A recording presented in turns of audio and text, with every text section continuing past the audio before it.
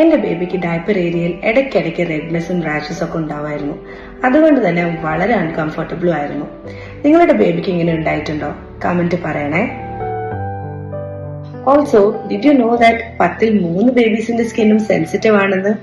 എന്റെ ബേബി അതിലൊരു മെമ്പറാണ്. അപ്പോഴാണ് എനിക്ക് മനസ്സിലായത് സെൻസിറ്റീവ് സ്കിൻ ഉള്ളവർക്ക് ഡയപ്പർ റാഷ് കുറച്ചധികം കോമൺ ആണെന്ന്, അതിന് പ്രോപ്പർ പ്രൊട്ടക്ഷൻ കൊടുക്കണമെന്ന്. And that's why I chose Himalaya ghee rash relief cream. ഇതിൽ പ്യോർ കൗ ഗീ ഉണ്ട്. അത് ബേബിയുടെ സ്കിന്നിനെ സൂത്ത് ചെയ്യും, മൈക്രോബയോമിന് സപ്പോർട്ടും കൊടുക്കും. മോറോവർ 15% സിങ്ക് ഓക്സൈഡ് ഉള്ളതുകൊണ്ട് തന്നെ ബേബിയുടെ സ്കിന്നിന്റെ മേലെ ഒരു സ്ട്രോങ് പ്രൊട്ടക്റ്റീവ് ബാരിയർ ക്രിയേറ്റ് ചെയ്യുകയും അത് മോയ്സ്ചറിൽ നിന്നും ഇറിറ്റേഷനിൽ നിന്നും അവരെ പ്രൊട്ടക്ട് ചെയ്യുകയും ചെയ്യുന്നു. ഇത് pH 5.5 ബാലൻസ്ഡ് ആണ്, so completely safe to use from day 1.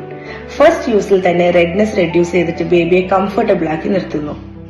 അപ്പോൾ ചിന്ന ഒരു ചേഞ്ച്, വലിയൊരു ഡിഫറൻസ്.